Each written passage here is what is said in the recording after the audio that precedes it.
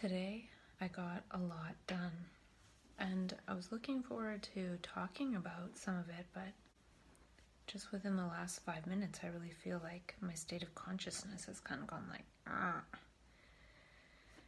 and I'm not really sure why. So later on that same evening I found a clue. This is a screenshot of an app called Nature Mood that I downloaded after watching the movie The Solar Revolution, and that sparked my interest in geomagnetic storms. At the top here's the geo index, and there is a geomagnetic storm coming up. It also has biorhythms if you put in your birthday. It has millimeters of mercury, weather, moon cycle, and at the top, the geomagnetic storm. So a G1 storm is coming in these next few days, and it'll be interesting to see if it has any kind of effect. That was the 8th and 9th, 10th, 11th, 12th, and maybe on there is geomagnetic activity. So I find this really fascinating, and I'm going to pay attention to this. Good news is, though, I found a mini cactus. Look at this.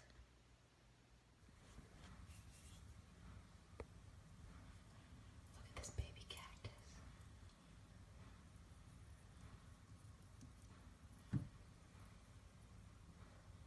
Got a little root.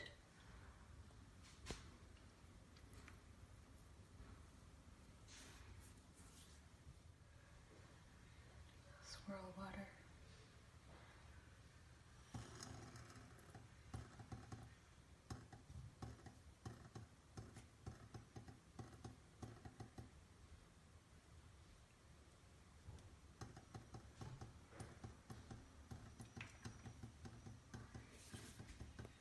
My little pet.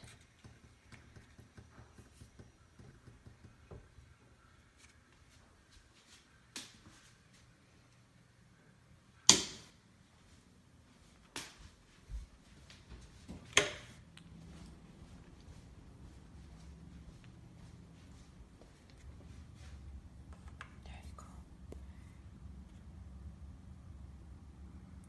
So cute.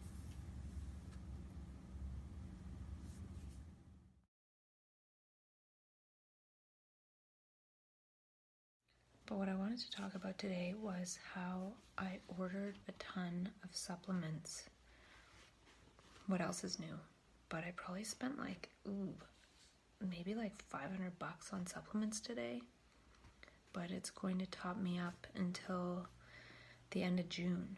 So with what I have now and what I bought, I should have enough for my crisis. And what did I order?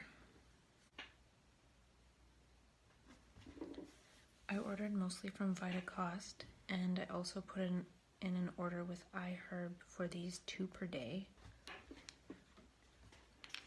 capsules. I need another bottle. And I ordered the powder of this on iHerb, and I ordered 1 bottle of Cal brand lithium orotate because I ordered 3 bottles on VitaCost. 3 bottles is only a month and a half worth, but they might think it's more than that worth, and I think you can only order 3 months worth max, so I didn't want to chance it. So I ordered Skullcap, vitamin C.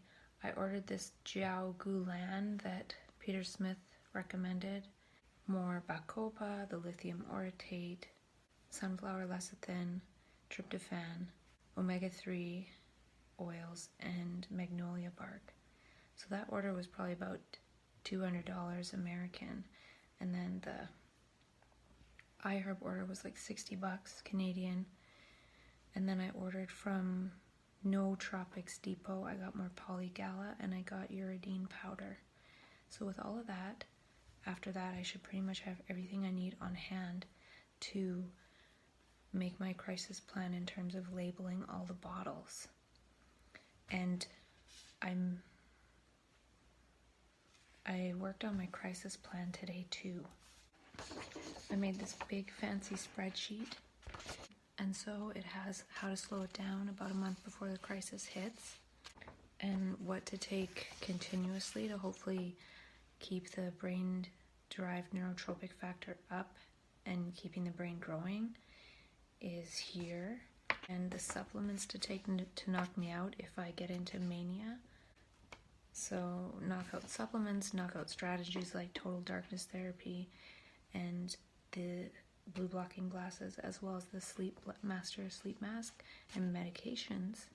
And then once I hit the wall and feel suicidal, I have the things to start taking right away, and then things to take only on the worst suicidal depression days, and then things to take a week after it starts. So then I can start boosting dopamine again, because I'm going to stop boosting dopamine early May, and then I'm going to want to start boosting it up again once I hit the wall, but keep going with all the brain neuroplasticity BDNF stuff. So I have it all on this sheet, and once I get all my supplements in the mail and label all the bottles, I'll go through everything on the sheet, and I'll go through all the different supplements on video and audio. That way I will have those as well in case I can't really read and understand that sheet very well. And yesterday was the first whole day that I wore the Spire. Right now I'm wearing it right here, and I really like it so far. Yesterday it indicated that I was tense. I was driving for about 50 or 55 minutes, probably an hour, and I was tense for 23 of those minutes. So driving in traffic and then trying to find parking did have like 33% tenseness.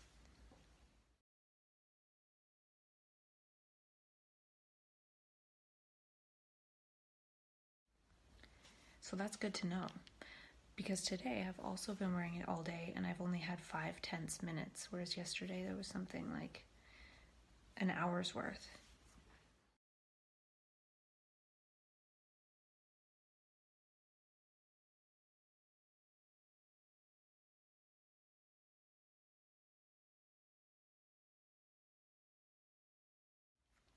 And I went to that family constellation workshop, and when I was there for the first hour or so, I had quite a few minutes of tension in there too.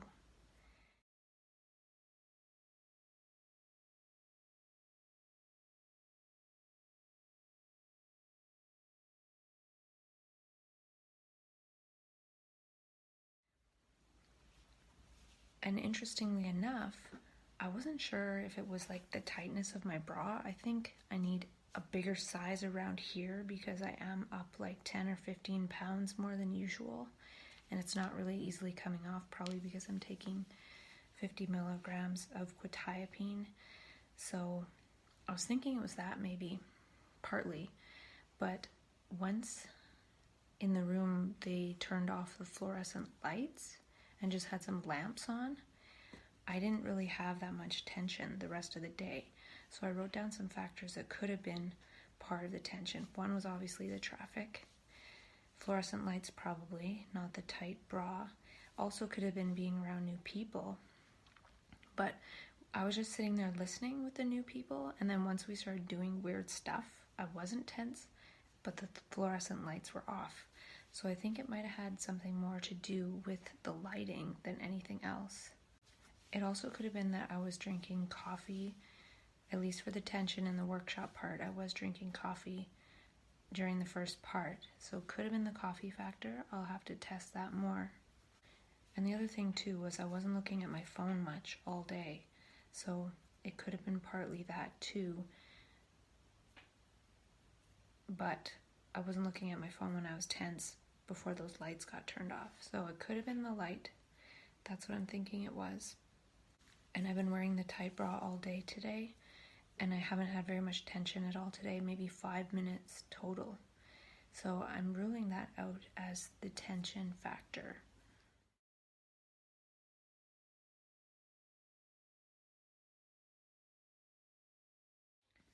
So I think so far it is helping me to understand what, where, and who causes me tension, at least in these first couple days.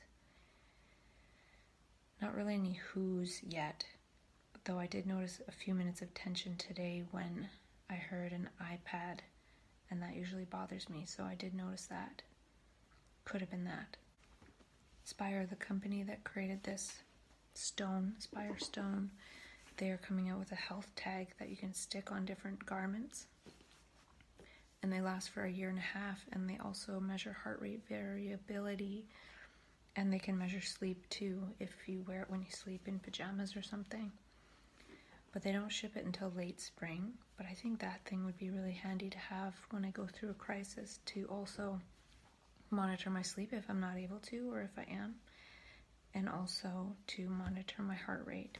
So I emailed and asked if they think they'd be delivered by June 1st. So we'll see, because it would be nice to have a way to keep track of my heart rate that isn't like an iWatch or a Fitbit. And then I tested something out with the Spire tonight. I did my first relaxation audio training that is spoken word by Peter Smith, and it's like a progressive relaxation, but you don't tense your muscles, you just sort of imagine your muscles being relaxed and feel more and more calm and relaxed. And it's about 28 or 29 minutes. And while I was listening to that, I was wearing the Spire as well as the Muse headband. So the Spire showed that I had 29 minutes calm straight when listening to that audio. And I took a screenshot or a screen recording or something. Before that, without doing that audio, the most calm minutes in a row I had was like 3. And then I did that and it was 29 minutes straight. So obviously I am in a calm breathing state when I've had little bits of 3 minutes of calm here, 3 minutes of calm there the last couple of days, and then I do that audio and it's like 29 minutes in a row.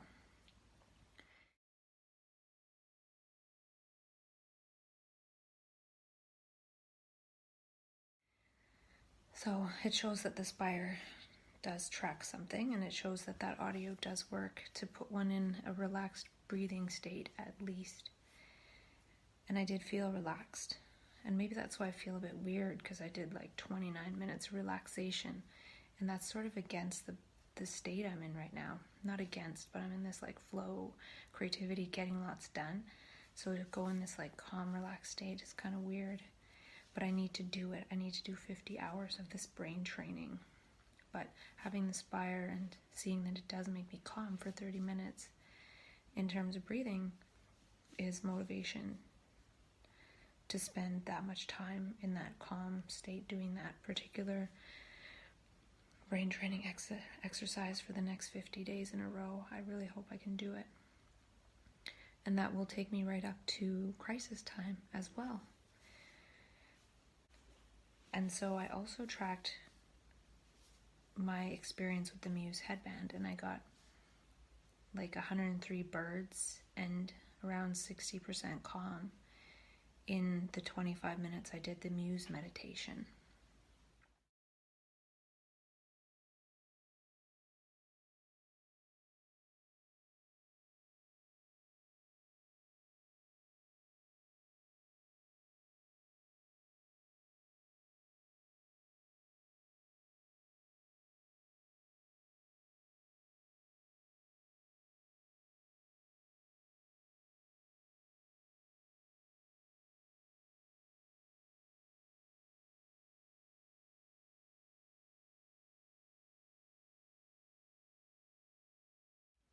So I have done better in terms of calm, but I wasn't doing like the Muse meditation thing, the certain way they ask you to breathe to make your brain do the thing to make you get more calm on the Muse. I just wanted to see what happened.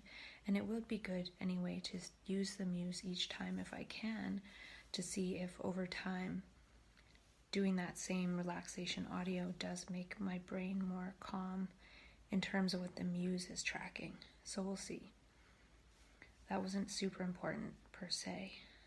But then afterwards, I did an experiment using the Coherence breathing app, which I haven't used in a long time. So I breathed for 10 minutes and I took some screen recording, which maybe I'll do some talking over. But here I am breathing. That wasn't super important per se. But then afterwards, I did an experiment using the Coherence breathing app, which I haven't used in a long time. So I breathed for 10 minutes and I took some screen recording, which maybe I'll do some talking over. But here I am breathing, and I'm breathing at 4 breaths per minute, which is the lowest it can go in terms of slowest breathing. But that's what gets me in coherence. Before I was trying to breathe at like 6 per minute or something, like it's suggested for women, but I couldn't get into coherence until I slowed it right down as far as it can go to the bottom. Because you can even breathe at 12 breaths per minute, but that's really fast. So breathing at 4 breaths per minute, and I do fall out of coherence at certain points because I'm in expert mode, so it makes you keep to even closer of the breathing and stuff in order to stay in coherence. But I did pretty good in the end. I can't remember what coherence percentage, but it's there. And there's a nice little graph and everything at the end too. And so that's the app, and I wear a chest strap heart rate monitor at the same time. And then so after, I looked at the Spire app to see how that was doing, and I had 7 minutes of calm during the exact same time that I was doing the coherence breathing.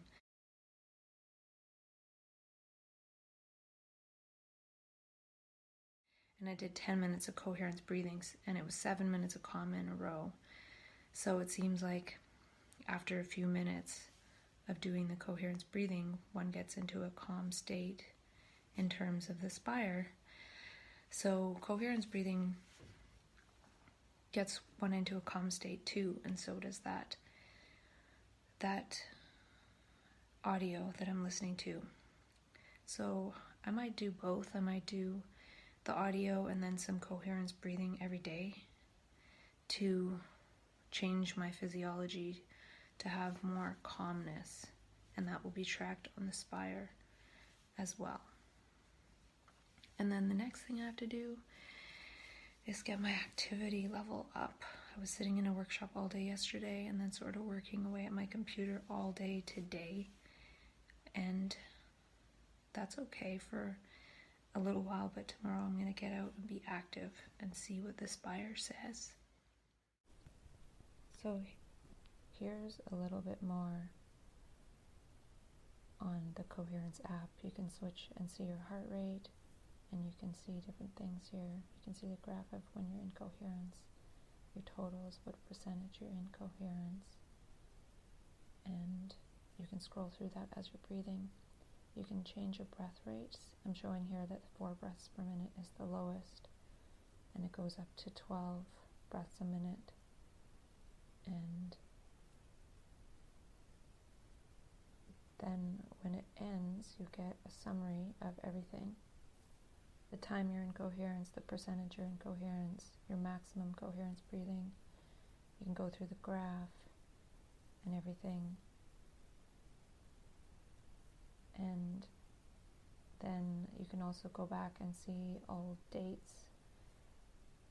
And the last time I did it was November 5th, and then before that in early October, before I had a crisis. And then this is the Spire app showing breathing, and then showing 56 minutes calm and the 7 minutes calm time during the time period that I was doing the Coherence breathing app, which is cool.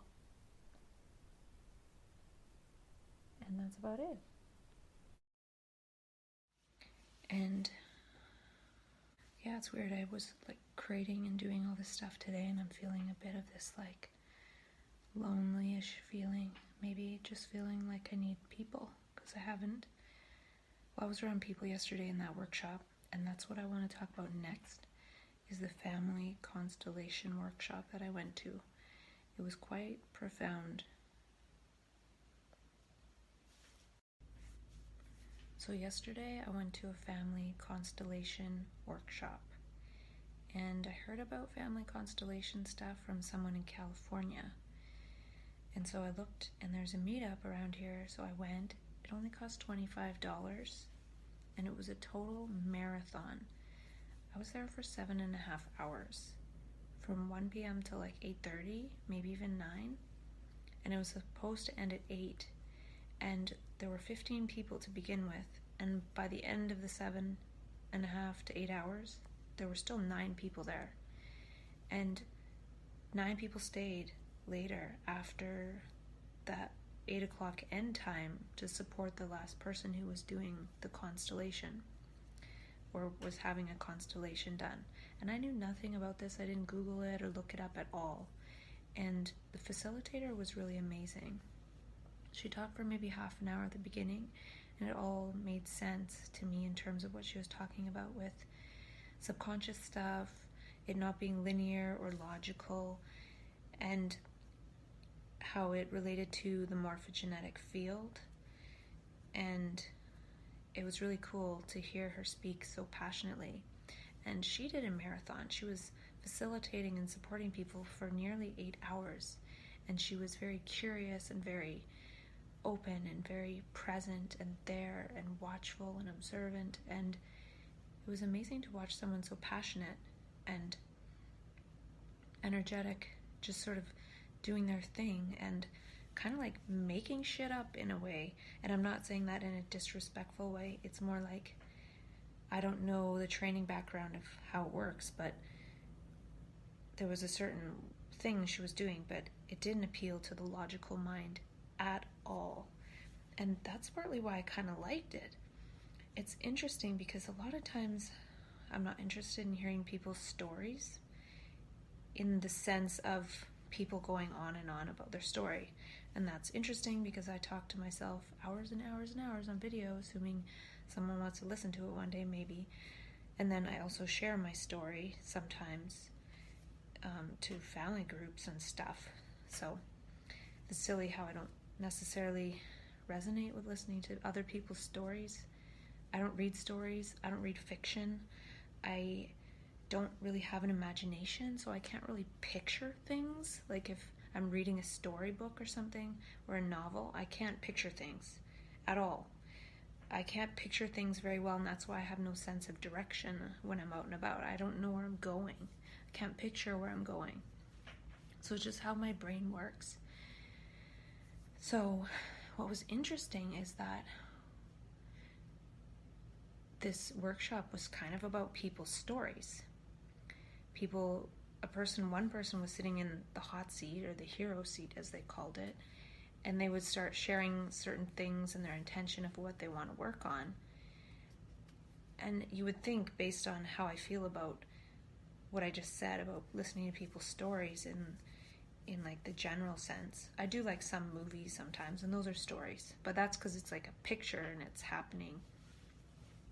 So the interesting thing was I felt really engaged, and not like I had to be like doing much. I was a representative. People do like act stuff out in the morphogenetic field in front of someone, and the facilitators like moving people around. It's really weird. Like, it's super weird. And that's what I liked about it too. Like, the people in the group were so open. They were so non-judgmental. They were willing to suspend their judgment of what was going on in the room, and it was really weird. And they were willing to participate in something such that another person might heal something. So there was this selflessness there. And it's not like people were trying to be selfless. It's just this sort of environment and energy of selflessness and non-judgmentalness and openness and willingness and curiosity and listening and moving and talking and just saying, like people who are doing the representative bit, representing certain relatives and things, and And the facilitator would say, we don't know. Sometimes we don't have to know. We don't know who this is, or that we might know who this is. And it almost feels a little bit like psychic at first, at some points, like, oh, this person is this. Oh, that doesn't resonate? Okay, then it's that. Like, just sort of changing it. But in this situation, it seems fine. Like, everything seems fine. And so it was cool to be around people who are just really interested in change. And the other thing, too, is that someone's in that hot seat up at the front, and there's 14 other people, plus the facilitator staring at them, listening to them. They're willing to share stuff. They're being so vulnerable in front of others. And it's like a playful, creative, spontaneous thing. Like, the facilitator would say stuff, she wouldn't know why, and then the other person would react a certain way, and then she'd talk about that reaction and where it might have come from. So it was like fishing for information without her even knowing that she was fishing. And obviously she's done it for a long time. She knows what she's doing, or doesn't, on some level, in a good way. Like, not trying to do anything, but just kind of playing and being willing to change from one second to the next. That's the thing that I liked about this story process, was it wasn't like, okay, so step 1 was this, step 2 was this, and now we got to remember step 1 and 2 to get to step 3. It was like she was able to say something and just throw out all the what she had just said before based on the next thing. So I liked that, how it wasn't rigid, or it wasn't like stuck, or like, oh my gosh, I said the wrong thing, like as the facilitator or someone else. And she would sometimes joke with people and then see their reaction, not even trying to. And it so reminded me of how I feel like I change depending on the person in front of me, and how she was so willing and spontaneous and able to change one moment to moment with one person in front of her, but the one person was representing generations back. So she was able to, based on the interaction and the relationship and the dynamic, pick into other generations. So I found it interesting because the story wasn't only about the person in the body sitting there, but it was generations back. And the interesting thing to me about that is sometimes in my non-volitional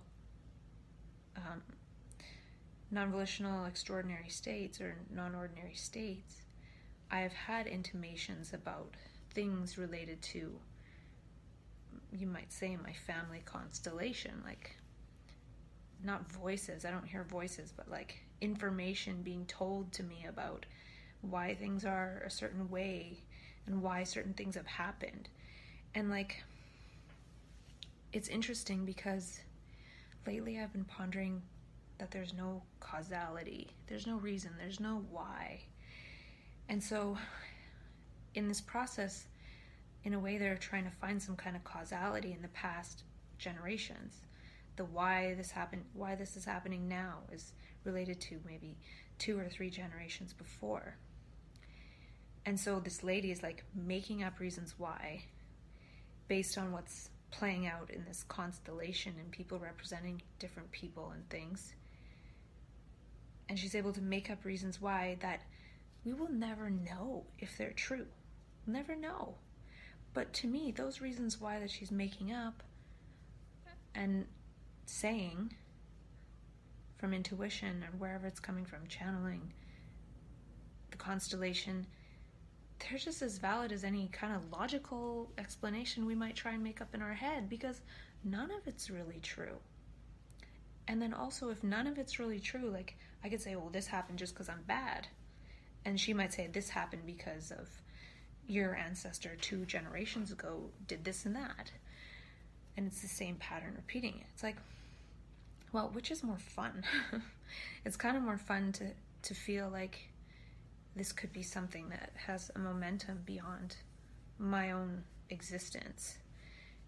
And it makes sense that things do, because, you know, we're born into parents who had parents, and their parents, our parents, pass on certain patterns.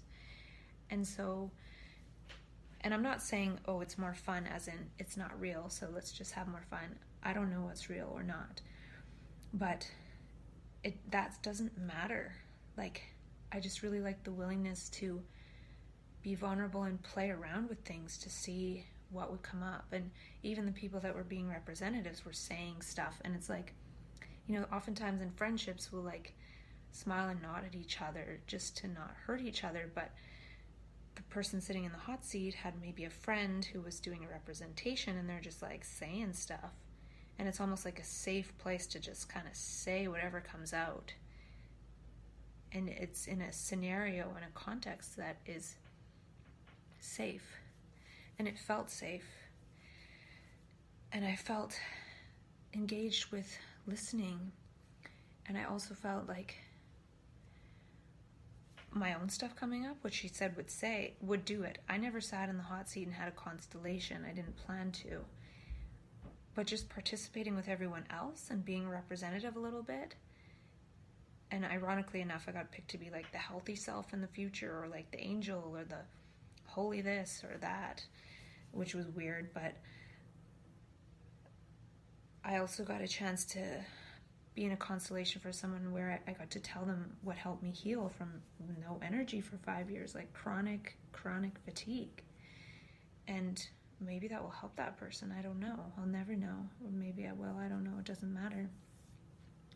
That was near the beginning. But anyway, stuff was coming up for me. And at one point during someone's constellation, I was laying on the ground, and then that vibration energy that happens sometimes when so-called psychosis starts coming, or the crisis happens, and it was like really grindy last time especially, and it's like past stuff and trauma and so painful. It was there, and it was like I was laying on the ground, and it was like totally vibrating in my like sacral chakra area and like in my tummy, and this stuff was coming into mind, and it's like my mind was trying to figure out why certain things happened.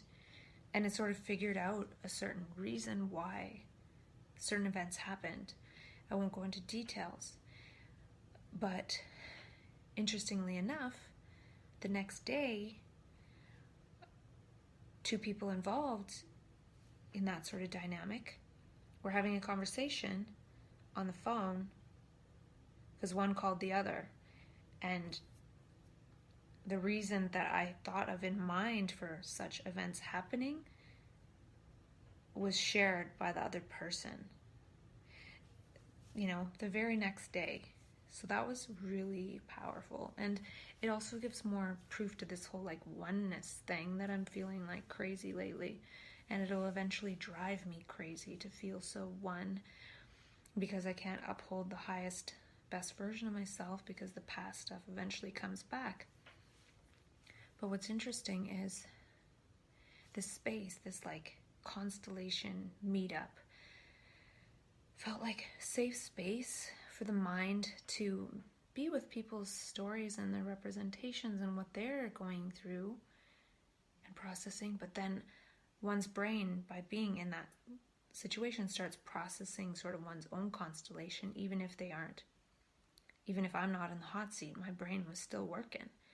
But like today, it wasn't doing that. I was in my office working. But like, it was like an appropriate context for my brain to do that. And what happens is, if like the energy builds in my life and I go into so-called like higher state or mania-ish, as it's so-called, then it crashes in all this, I would say almost like constellation stuff of like, this happened and I don't know why, and this person this and that, and I didn't, So it's like so strong. But here, it was subtle, it was gentle, it was safe for my brain to go to those places and to make up its own weird reasons why, without the facilitator having to tell me, because I wasn't the one doing the constellation. And I was only in my brain working with people and energies that I know of, like grandparents or whatever, that I didn't know per se, but it was only like one generation or a few generations. But anyway, the constellation in the hot seat would go back further than I would know of, and that's part of the point. But my brain was like doing its own constellation work, and she said that would happen.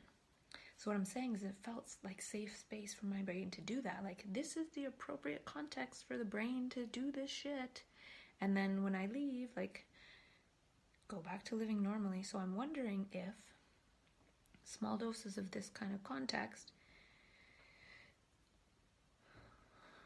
And doing that kind of work will work out some of this stuff so it doesn't have to come back in this big thing. Because, like, it feels like in the psychosis and depression, after the mania hits its peak, it, like, can't do it anymore because all these reasons why from the past and all past generations that I maybe don't even know about. So the point of constellation work, in a way, she said, was to release the baggage that's not yours to carry. And so I am fascinated by it because of how it doesn't appeal to logic, it doesn't appeal to linearity, it doesn't appeal to the conscious mind. And that's all the stuff that comes up in altered states that I've had before I knew about this. I felt like how she facilitated is almost how I would be in daily life, like making these really loose associations, like, well, that happened, and I would know the reason, but it would just be so bizarre that if you start saying stuff like that, you sound crazy. But that was her gift. So then I started kind of wondering, like, what are my gifts? Like, maybe I'm able to do, I don't think I would do that kind of work, partly because I honestly can't hold that much in mind. Like, if I had somebody in a hot seat and I was a facilitator, and I start to put, like, their sister and their brother and their father and their mother and their grandfather, I would forget who was who. Like, I wouldn't even know. I'd be too busy, like, who are you? What are we doing here? I have no idea. So I wouldn't be able to do that kind of thing because it's too much holding in mind. But I think that I might be able to do something along the lines of, that's dealing with the past. I think I might be able to use that same kind of spontaneous, crazy, making shit up to bring people into the present, which is kind of what mania is. Like, not me trying to do it, but people in mania, they're like in the present, spontaneous, laughing, having fun, joyful, celebrating, and they're not trying to bring somebody into the present moment, but by the way they are, it's trying to show people that energy of, hey, let's celebrate, we're human beings, this is great. If we drop all the crap, this is great. We're kind of in the best experience in the universe that we know of, and we're making a freaking mess of it, myself included. So I feel like that would almost be like a manic trait, is just saying shit and not going with, like, the social pleasantries. And that's when I made up that stuff about, like, spontaneous social behaviors, positive social contagion, how are you contagious, blah blah blah. I've already talked about all of it, so I don't really need to go into it again, I don't think. What I'm trying to say is the way she was spontaneous, just observing her sort of taught me a lot about, she's using that as a gift, and this work that she does gives her an excuse to really do that. So there could be some kind of work that gives one an excuse to be like a manic. And I'm not saying she's manic or anything, but she's found a way to, like, utilize the gifts of non-linearity, spontaneity, synchronicity, healing, fun, being so present, having energy, clarity, observing. So many of these traits that come into somebody who is manic. But I guess, see, that's the thing. Being out and about in society, it's not safe to be like that. She's that way in a safe container where people are coming that are open. So it's not safe to be that way. And I've said all this stuff before too. I don't really want to repeat it. But I'm seeing, like, this whole safe container to be that way. And I also realize that I'm a different person when I'm in California around everyone there than I am back home. You know, I make a shitty daughter. I play shit role daughter, like, I suck. But there are other roles that I'm good at, I think. So that makes me wonder if I should leave. Well, I am hopefully going to peaceful places in a couple months to fall apart a little bit. But yeah, it's like creating a safe container to be that way. we think of, oh, we need to create sanctuary and safe containers to fall apart, but maybe we also need a safe container to be manic and like pass that on somehow. And that might bring people really into the present. And that's sort of like improv as well. And then I made up Diet Improvalog, which was like improv mixed with dialogue as a method to bring people into the present. Because this family constellation thing is cool, like healing the past, but it's also important to like bring people into the present. And that's something I noticed was when I was laying there in one of the constellations, I was like, we're so interested in all this drama, even the drama that was playing out in the room as a representation of the drama of all the past. And this whole experience was like being so interested in it. And I was laying there as part of when I was representing, and I felt like I was representing the future and I was feeling like all this drama is making us sick, and all our interest in it is so obvious. So that is, I think it has its place. It's not something that I would want to learn, but I'm interested in experiencing more of it because of how it really feels like safe elements of psychosis. And it really was profound. I'm not trying to say anything bad against it at all. What I'm trying to do is relate it to how my brain works and what I might be able to do, or have some kind of safe space to be how I can be. Be how I can be. Sounds so fascinating. But anyway, the other thing was,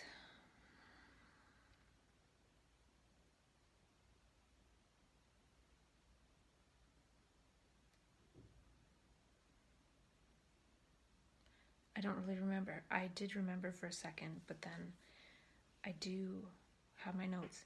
But I did like, I already said this, but how it's one person talking to like 15 people, and they're just so willing to share and be open and not be like in the mental health system, it's kind of like, oh my gosh, I'm talking to my psychiatrist and my clinician one-on-one, and they better not tell anyone, and I hope no one ever sees my file, and confidentiality, and oh my god, like I'm the only person going through this when everyone else is. And if we were more open, perhaps it would be different, but we save it for the psychiatrist's office, and we don't know how to talk to each other properly about all this crap that's going on.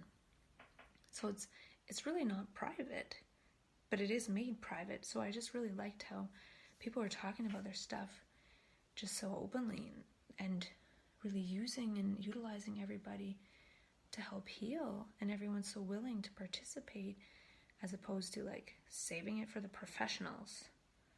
It was like just regular human beings doing this dance to heal each other, to help each other out, and it was really beautiful.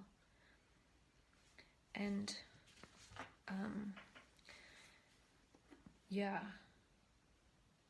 so it's safe space to have all these past associations come up, and so yeah, the length to which we're willing to go to help each other heal. Like there's people dancing and laughing and making stabbing movements and yelling and mad and running around, and they were just sort of acting it out. And it's almost like the person in the hot seat was getting to watch this play out and just have associations come up, and they're watching it and they're reading all the body language. Like it was so nonverbal. That's the other thing I loved about it. It was like I would be watching too. I didn't even know what I was watching. And then all of a sudden something would come to mind that I understood about the person in the hot seat. It may or may not have been true, but it was a lot more fascinating doing that way than them like saying some kind of linear story. And then I felt just such profound compassion for that person's suffering. And they're sitting there wanting there to heal, and watching these beings doing this thing to try and help them heal. And it was really, really great. It was amazing. I'm going to just check over my notes and see if I can find that other point. So yeah, the length we're willing to go, but also the games we're willing to play. So all the games we play in so-called consensus reality create all this pain, and have since the beginning of time. And then to create this other game called family constellation, and people are willing to play it to help people heal, just that intention is so healing. And why not play a game like that And just watching people play the game like that and representing the past, you can see how them just moving in those ways, and that person watching and us all watching and engaging is healing. We're seeing this drama play out and healing it. You know, at one point I hugged a strange man and pretended to be in love with him to help someone else heal. And they put their hands out and ask permission for the other person to represent someone, so you get all this physical touch and the hug, like free hugs. That was cool. And some people really cried, and it's almost like they were able to cry for those people who couldn't cry. Crying now in the present for tears that weren't shed in the past. And sometimes that's what I feel like happens when I'm in the lower states and crying for almost no reason or feeling so much pain. It's like feeling the pain of the past. And I've talked about before how sometimes it feels like people are a vortex to, like, it comes upon them. It's extra pain from generations and all of humanity. That's what it feels like. It's so painful. It takes a lot more than personal pain from one's life to end up in something like suicide. It's like that pain of generations of all of humanity. And so for people to be able to cry like that as a representative of someone else's constellation, it really does heal. And watching them cry and listening to them, just, there was this huge compassion. I really, really felt it.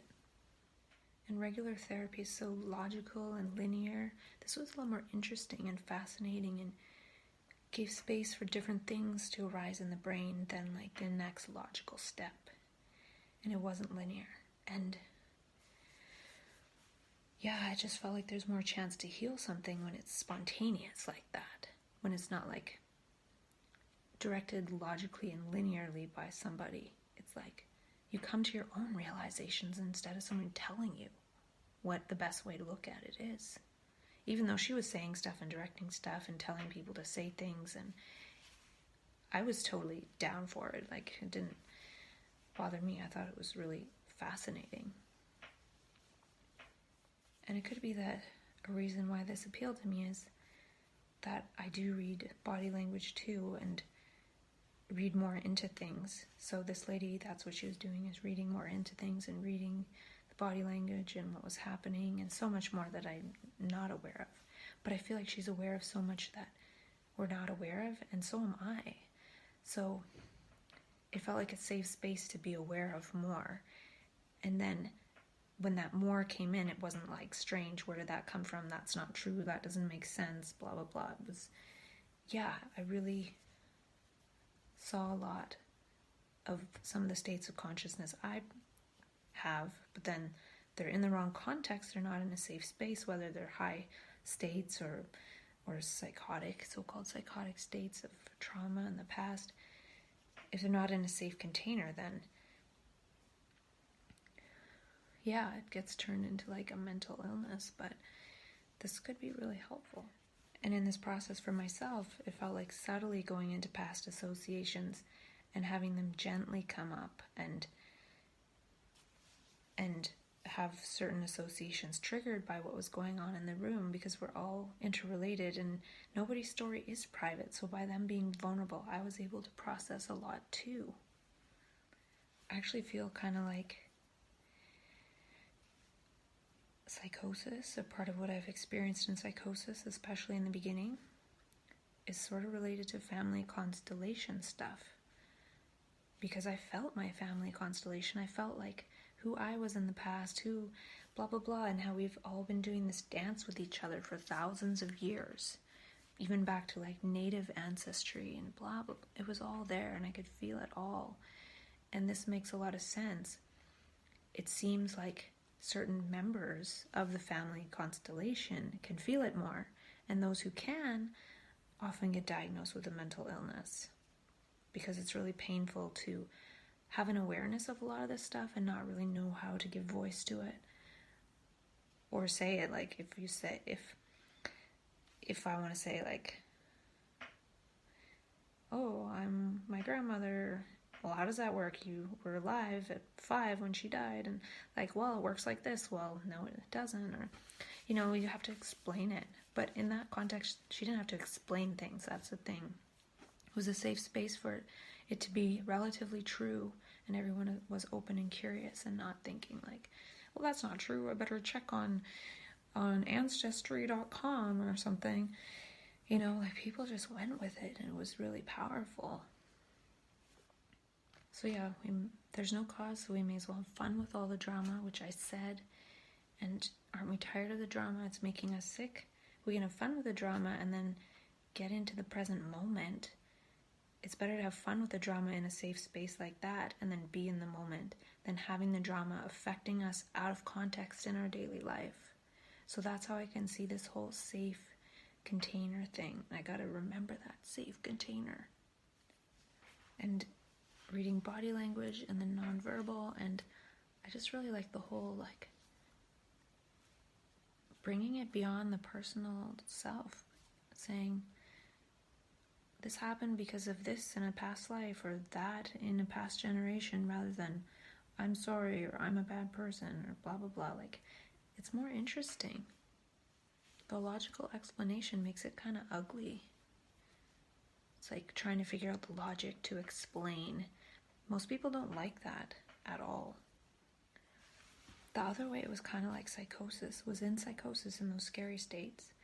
People around you literally respond to your state of mind and do weird stuff. It's like the morphogenetic field of psychosis makes people like attack you, makes people send you mean texts who wouldn't usually send you mean texts. Like, this has happened to me so many times. I'm in that terrible state and like people send me like really scary pictures and all this bad stuff, or strangers. So it's like, it's almost like they're acting out your family constellation around you when you're in psychosis out on the streets or something, or past lives. And this could be why, like, at times I like felt like I was shot, or I felt like this or that. Like, that could be like the morphogenetic field, me having to act out those old constellation events because it hasn't been acted out by like representatives in a safe space. I don't know if that makes sense. But since I'm sensitive to that, it's like coming out of my DNA, and then I have to re-experience it because it is in my DNA if it's in my lineage. So, yeah. And I'm not going to go into what I do know about my lineage because I'm not going to talk about any of that on here. But it's just really interesting to have seen this exploration. And the other thing is, the notion of causality, this was my own insight, causes the self. The self is the cause of causality, of this happening and the next happening and the next happening and the next happening. All of that has created myself, my sense of self, from my own life as well as generations before. I don't know if that makes any sense, but it makes sense to me. And it causes this self-centeredness, and that's something that I've been pondering too lately, is this, all this like vitamin collecting and all this talking to myself obviously is like self-centered. I could be out there like helping other people. And I've talked about this before too, how I don't know if it's helpful to try to help other people or not. Or if one can only really help oneself and then that helps others, because when one's in a better state of consciousness, it sort of ripples outwards. But I seem to go up and down like this and there's nothing I can do about it. But I don't think I can help others, but I think that I can be kind of silly and crazy and maybe help others by being manic-y, like I don't want to help others in a logical way, like, oh, sorry, I'm sad, that sucks. I want to be like silly and then see their reaction and then change and morph and move and play, kind of like this facilitator did. So I feel like it was a big clue for whatever it is that I do. And I've talked about wandering and being crazy and having some kind of van and living in a van and just being synchronicity for others. And, I'm saying this now, but in like 2 months, I'll be like, won't even be able to barely think or talk or move, and I'll want to kill myself. So that's the other thing about the self. Causality causes the self, but the self is the cause. The self, the feeling of separateness. There are no individual selves. There's the self, the separate self, which, we each have, but it's all the same self. It's all a big mixture of everything, of every relationship and person interacting ever. Like, my family members 10 generations ago could have been neighbors with yours. And, it's just all interconnected. So there is no private self. It's one big self. But we can drop that self and realize that we're each a human being and we're all friends. That sounds weird, but it's true. And I'm feeling this and seeing it more and more, and not really being as scared by it as I have been in the past. But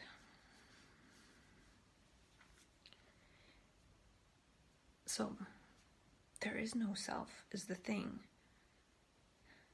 It's all thought, it's all programming, it's all conditioning, it's all continuity, it's all causality, which isn't there. It's really hard to explain. So it's all the self playing itself out. And so that's what I liked about this too, is that one person was in the hot seat, but it applies to everyone. It applies to everyone because it's all the same pool of thought and misery and suffering and experiences that we're all drawing from. But there's something totally different. And that's what happens in so-called mania. So yeah, it was a cognitive dissonance, heart resonance, and I also learned that passive things like the light and the noise, the fluorescent lights, iPad noise, like I can't process that stuff. That's more related to the spire breathing, but yeah. On another good note, I've been talking to myself on video for the last hour, and I've been breathing normally the whole time. No calm breathing, no focus breathing, no tense breathing, no activity breathing, just normal breathing. So that's good to know that doing this process isn't like tense breathing.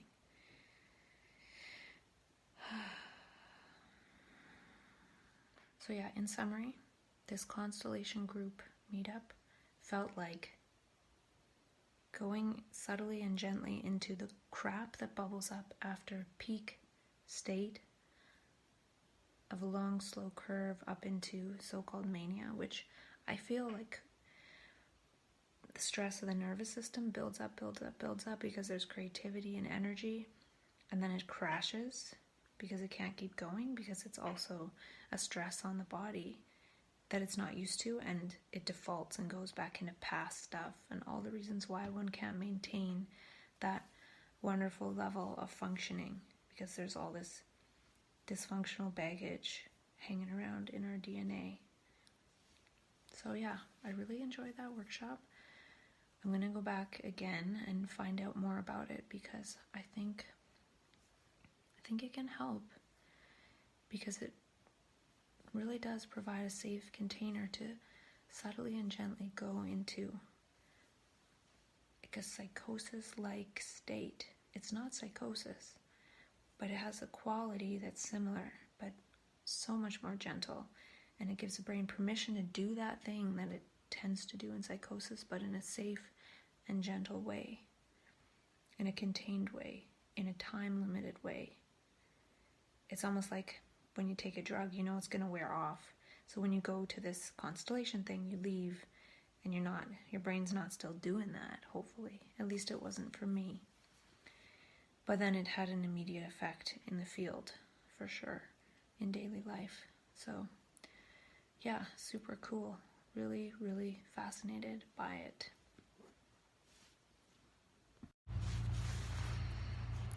I have a lot to talk about with myself. Lots of different things that are of different flavors, and I'm just gonna talk, and then if I miss anything, I'll make another video after that. But last night I had some crazy stuff going on in my mind and brain, and I was having trouble falling asleep. And then if I don't fall asleep right away, at some point I have to pee, so I got up to pee one time. But then at some point, this crazy stuff was still going on in my brain, and I couldn't sleep. And I felt like too tired to get up and pee. Though I wanted to, and I wanted to even get up and take some more sunflower lecithin or some more tryptophan. But I felt like I didn't want to get up. I just felt like, I just want to go to sleep, but I couldn't. And I don't know how long I was laying there.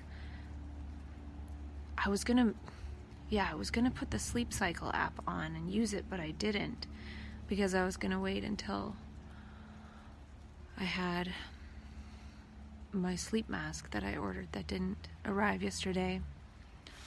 So I didn't do that, but it might have been helpful because I would have seen how long I was laying there. So I might do that tonight. That would have been really helpful to see, actually. That was silly. Because I did fall asleep at some point, and I don't even remember. But I don't know if I was laying there for half an hour or 2 hours or what.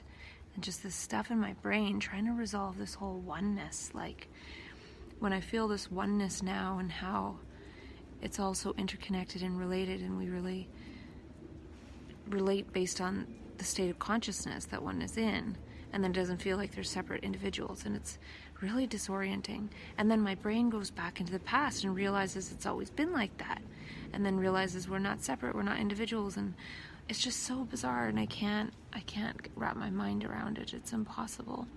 So it feels like this oneness sickness.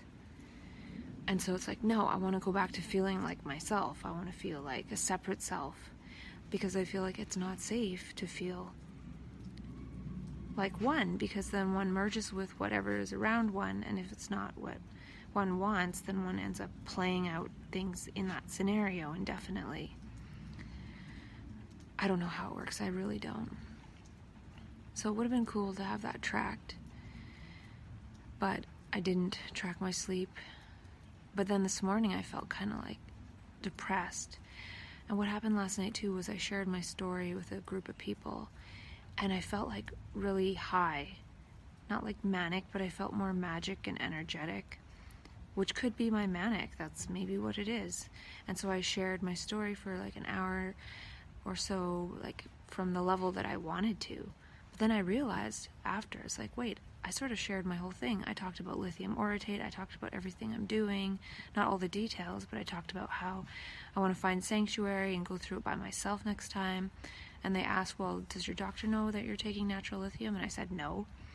And then they said, and I said I wasn't going to tell my family that I'm going to go through this crisis by myself in June and go to sanctuary for that.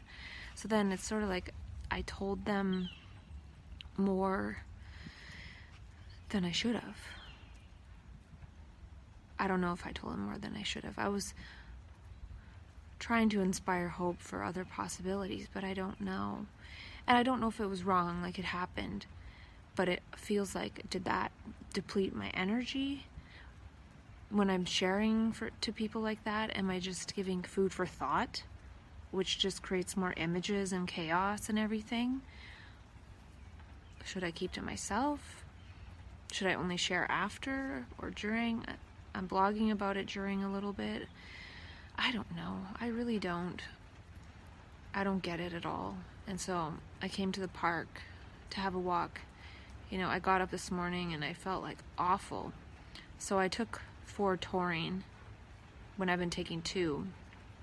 And I took, instead of 6 grams of glycine, which is one of my little scoops, I took 3 scoops, so probably 18 grams to sort of sedate the brain.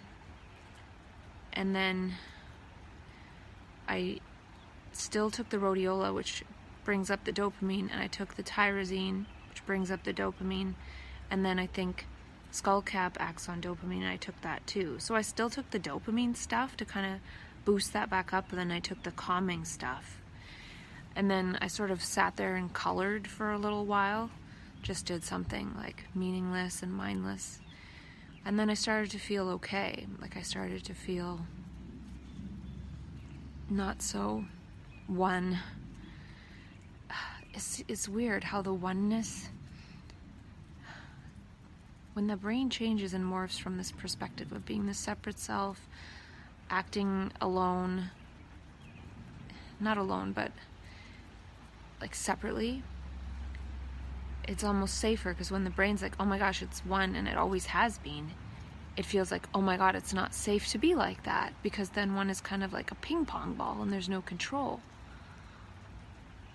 But even if one's able to go back into the perspective of feeling separate and individual, it's still the same thing, but one feels a little bit safer, like there's a bit of a wall. It's very subtle, though it wasn't subtle in my brain when it was freaking out last night. It was, not good. And so, yeah, I don't know if I wasted the energy. I don't know if I shared too much. I don't know if it's telling me something about something. The other thing I did the other day was, when I was feeling good and getting lots done, I went and looked at a new car. I looked at a Chevy Volt. It's a gas electric. And started to do kind of a deal on it, because there's like a coupon and things to scrap your old car, and you get quite a discount on the price. And then they gave me a lease price, and then I'm like, okay. So then I put a deposit to go through with the credit app and all that, and then they call me and say the lease price is actually $112 more.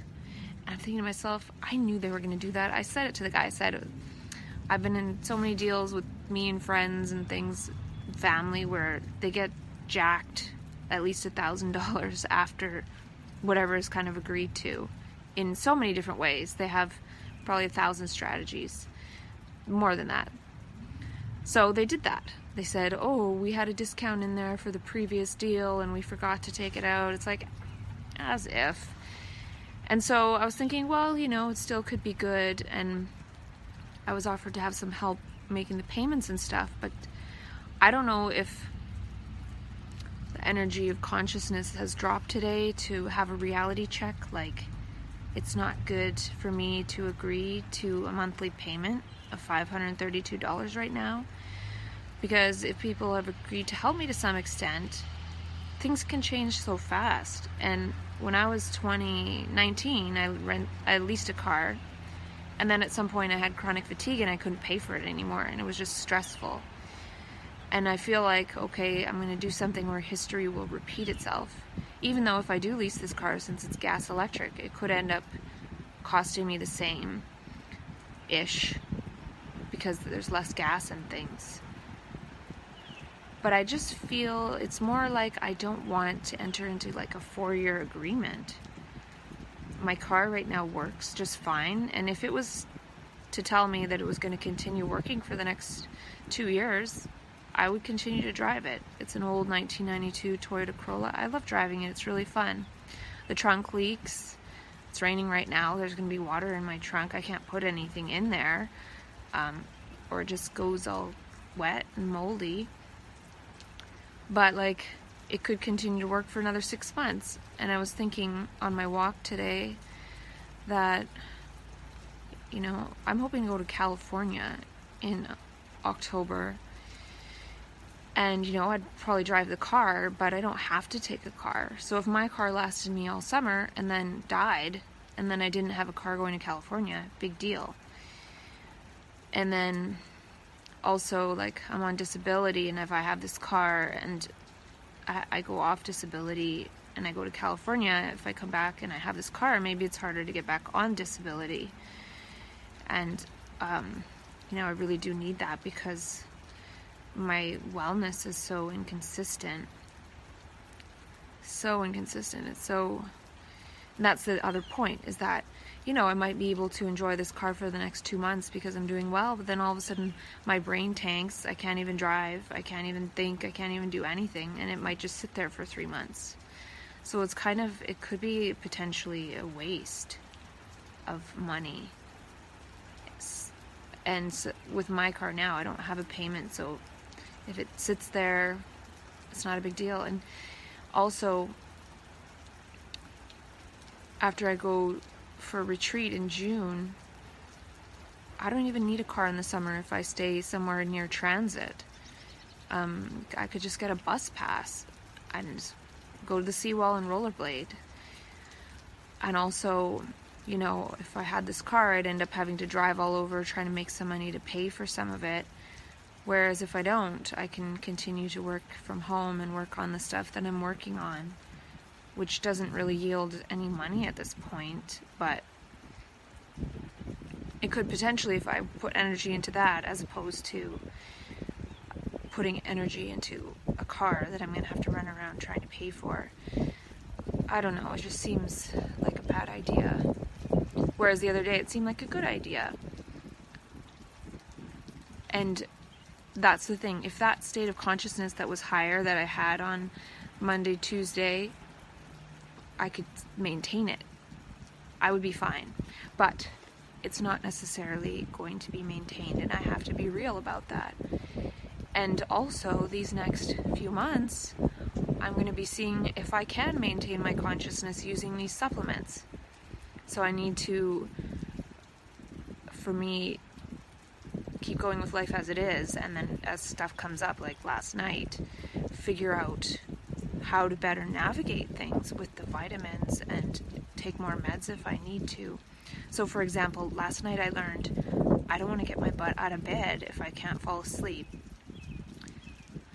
So now what I need to do is make sure I have water beside my bed with the extra supplements I might want to take in a really easy to grab in the dark way. I do have some extra melatonin, which I could have taken maybe, but that would have been a lot. And I do have a bottle of water. And I might actually have the Knockout supplement pack, but I think I need like another type of knockout. Like, okay, the ones I took to go to sleep didn't knock me out, so here's the top up. Like 2 sunflower lecithin and an extra tryptophan in little baggies or something. So based on what happened last night, that's what I need to do.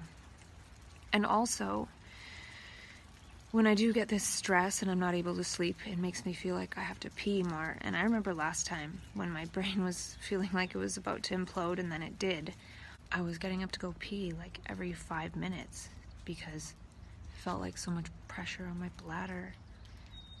And I had to go, like this urgency. I don't know what that is. I had this subtle feeling just a little while ago that it had something to do with time, like one is traveling through time in a way, not really, in a different way, like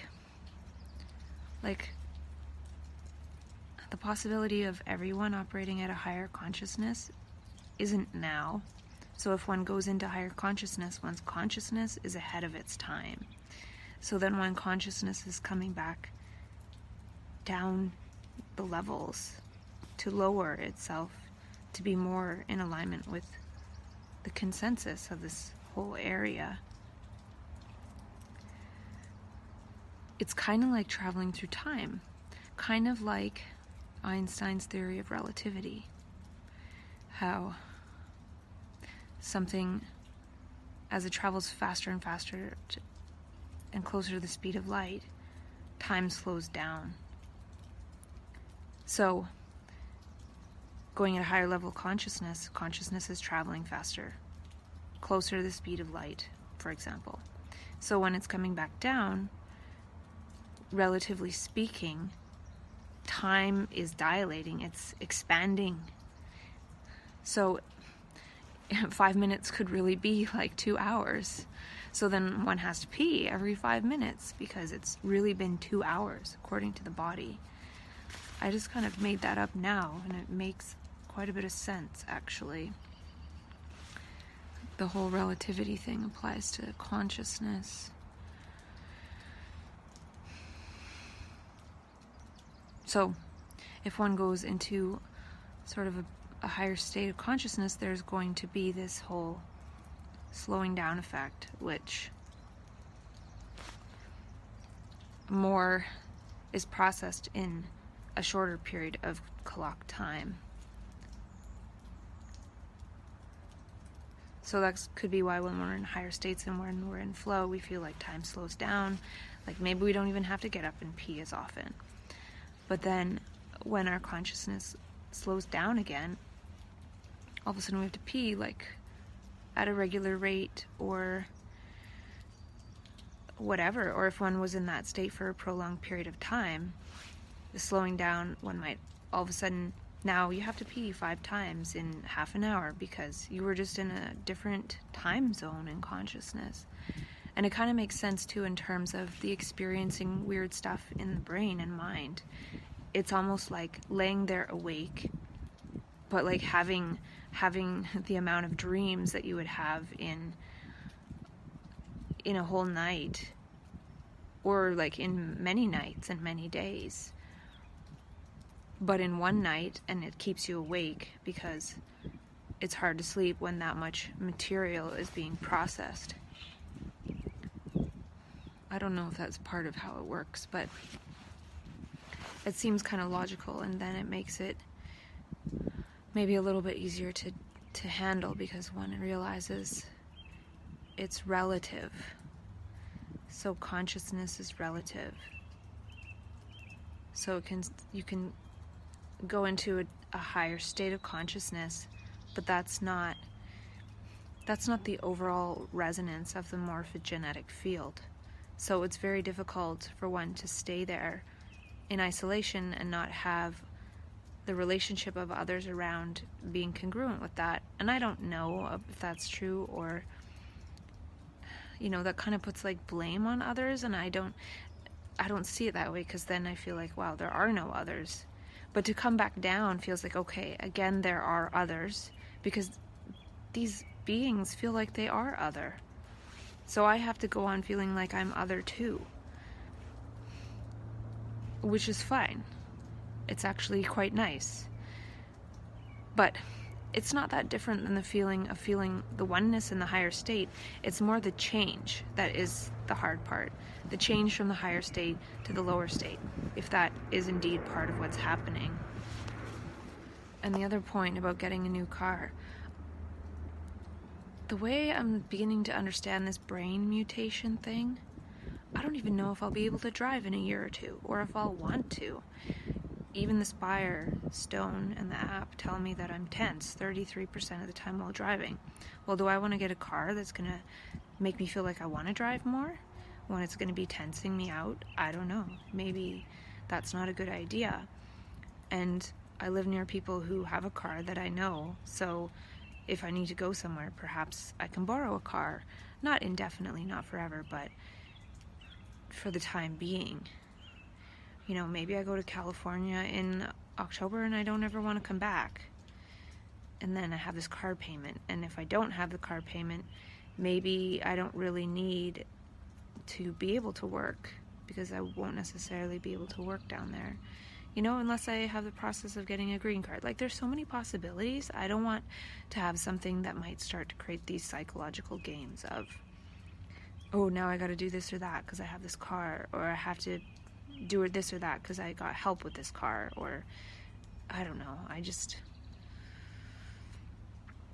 could just as easy get food delivered. I don't know. I don't think I need it. And maybe in a year, if I do need one, the technology will be better or something. I don't know. The change in consciousness brought me back down to earth. I went out to explore the possibility because there was a lot of discounts, especially trading in an old car to get an electric-ish car or an electric car. So yeah, it wasn't a bad thing to do. It was exploring a possibility, but when I talked to Peter Smith, he said it's an important question to ask. How long can I maintain this state? And I was in that state probably for a week or so, maybe more.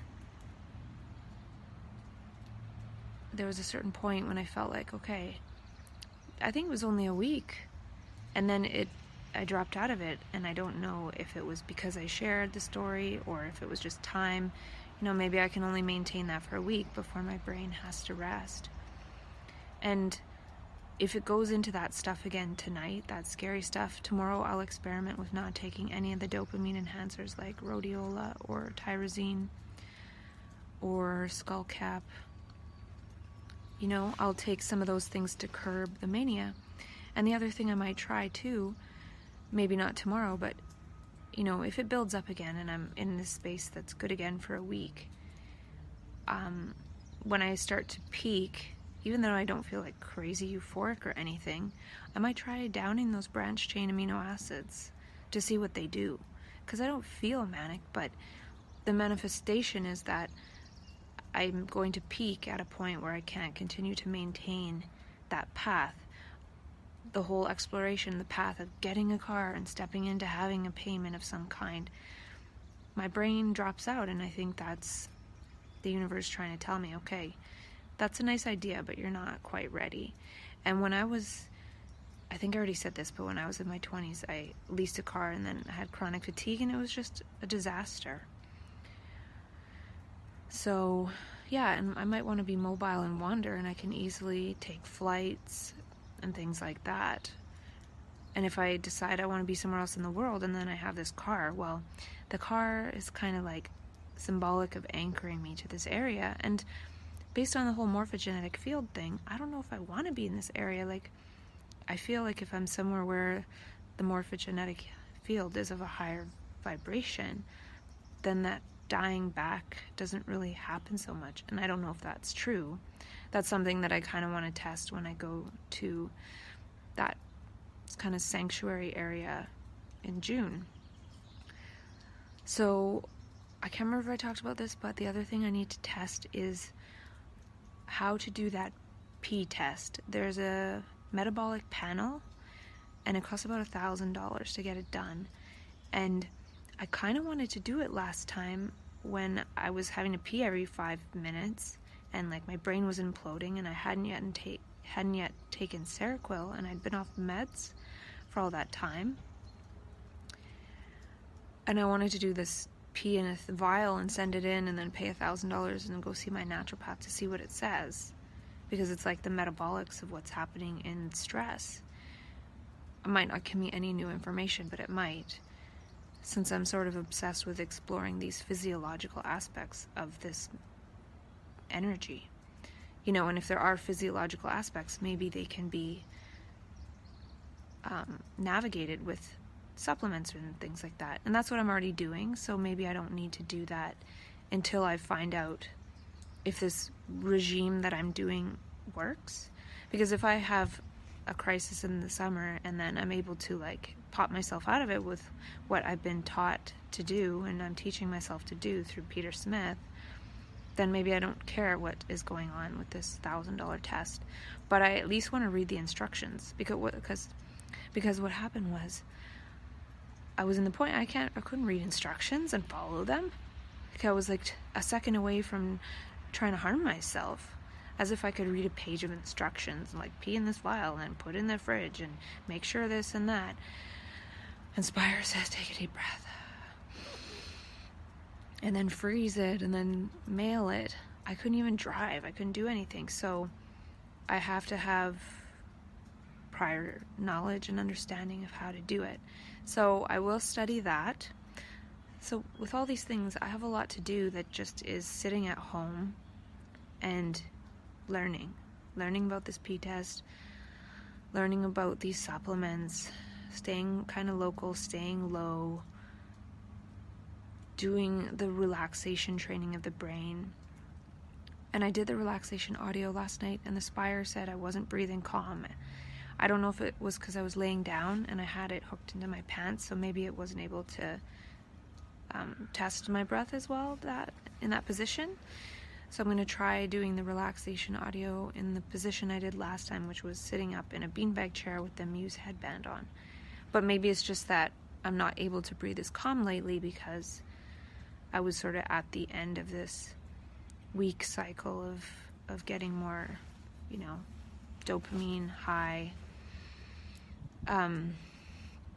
So I want to test that out. And yeah, I'm testing a lot of different things out. And there's a lot more that I want to talk about, but kind of wanted to talk myself back down to earth about this whole paying monthly for a car thing. Not a good idea. My car works. It could continue to work for another 6 months. Even if it dies and then I can't get some kind of electric vehicle credit, oh well, maybe I don't need a car at all. I think I should design my life right now for the lowest common denominator, the lowest mental state that I have, and the lowest morphogenetic field that I'm surrounded by. And I'm not trying to blame my circumstances or my situation. It's just a fact. California, where I go, has a completely different energy. And quiet places and like spiritual places have a different energy. And the brain feels safer to be one with people. My brain doesn't feel safe to be one. So it's putting up these walls. And when the walls are coming down, it starts to put them back up, and it's a scary process in consciousness. So, yeah, I think I've decided not to do the car thing. Even if it could potentially be saving money somehow. It's okay. I don't really need anything. I don't need anything. And when I wrote down those quotes, like, don't push, let it come to you, everything happens around you, don't move, like, yeah. Another reason why I shouldn't be making any decisions right now is that there's actually a geomagnetic storm. And I started tracking this a little bit after watching the documentary, The Solar Revolution. And I got an app called Solar Alert, as well as one called Nature Mood. I kind of like the Nature Mood one. It shows a bunch of different stuff, and I showed a screenshot of it, or a screen video, and I think I showed the upcoming geomagnetic storm. Well, on my phone last night at 8:20, I got an alert from Solar Alert saying there's a G1 geomagnetic storm happening. And I was driving home after sharing my story, and at 10:20, there was a flash of lightning through the whole sky, and it lit the whole sky up, and it scared me. Like, my heart just went like right after. And then I saw 2 more flashes, so 2 hours after I got this alert. Plus, I knew it was coming because of the Nature Mood app. But it was so funny. It's like, wow, this geomagnetic storm really has something to it. There's this lightning, and it's coming from the sun, like it's coming from the cosmos. It's not only an Earth phenomenon. And that just sort of baffles me and blows my mind and expands it beyond the range of Earth, even to the sun. And it has expanded to the sun and had insights into the other Earth on the other side of the sun, and blah blah blah, all these crazy possibilities. But yeah, to see such evidence of that, like the lightning flash right on time with that, was crazy. And so it's probably not a good time to be making these decisions, and it could have been the start of the geomagnetic storm last night that was giving me energy, but it could also be that's messing up my energy. Because this morning I took a screenshot at 9 a.m. and it said, you might be grumpy, don't blame other people for the bad weather. You know, and this consciousness is affected by the weather of the sun. It's not really surprising to me, but that could be part of what is correlating with this state. So, you know, I might say, well, I can take supplements and fix it, but it could just be that's what's going to happen, partly because of the sun and being sensitive to the sun and sensitive to light. And that relates to how the Spire told me there seems to indicate that I'm sensitive to fluorescent light that isn't the sun and natural. So there's a lot to it, and it's not causality, but knowing certain things can help to weather the storms and the geomagnetic storm. And I think it keeps going a little bit until the 12th. And then it looks like it sort of settles down after that. And I made some notes on different astrological phenomenon that are coming up. It seems like there's this thing. There's, an individual brain and consciousness. There's the morphogenetic field. But there's like the whole of human history. There's past lives. There's the family constellation. There's karma. There's destiny. There's fate. There's consciousness. There's a few other ones that I wrote down. I don't have them written here, but on a notepad in my phone. And it's just really fascinating. And when I went to the dentist yesterday, it was interesting. 24 of the 80 minutes, so about 25 or 30% of the time, I was tense. And it was usually, I got the buzzing notification after they were doing some scraping. Like some parts of my teeth that were kind of like yucky, I guess.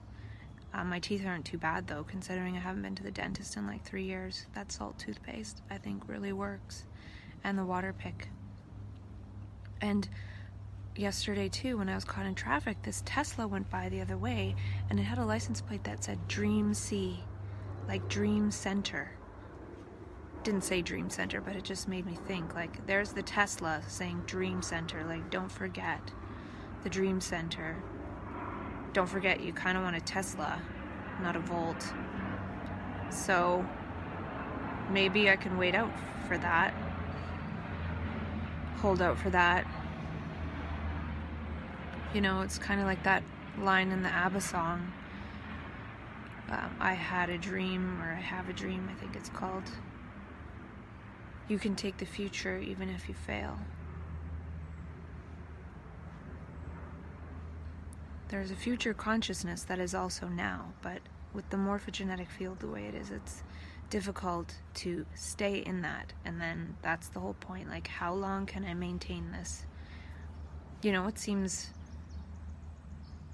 when I've gone into stronger manias, like in the very beginning, it maintained for a month, but then it was like a month of psychosis. So if I can maintain it now for a week and then it drops out and it's like 2 hours of scary stuff in the night, or kind of annoying not being able to sleep, that's not too bad. Especially if today, like, I feel like I can get back to my to-do list. I have some stuff to do, and it's going to continue to be rainy for the next week. So there's no reason why I can't spend time inside and work on it, in hopes that in a week when it starts to get nice, I will do the things that I put money towards, like tennis and whatever else. And my brain twin and I did a bit of an experiment. This could be really important. We were talking on April 2nd, and he was not doing the greatest, like down, had no energy, kind of just laying in bed, and that was going on for months. So through discussion and dialogue, we decided that I would send him some links and resources and ideas and things and just whatever. And then we talked a week later, and he's like, oh yeah, I've been up and I started volunteering at this place I used to volunteer at, and I started doing green smoothies because you sent me something about green smoothies, and I've lost 2 pounds when nothing else has made it budge since in a year. So that's given me some hope, and I'm starting to work out in a different way because you sent me something about that. And so it was like, wow. And then I asked, well, what do you think it is? He's like, well, I think maybe it's the time of year, the weather's been really nice. I'm like, yeah, it very well could be. Like, that's definitely a correlation, is the change in weather and things like that. He's like, and this is the time I started to feel a bit better or more energetic last year. I'm like, okay. I'm like, well, what about the stuff I sent you? And he's like, oh my gosh, I feel like a douche.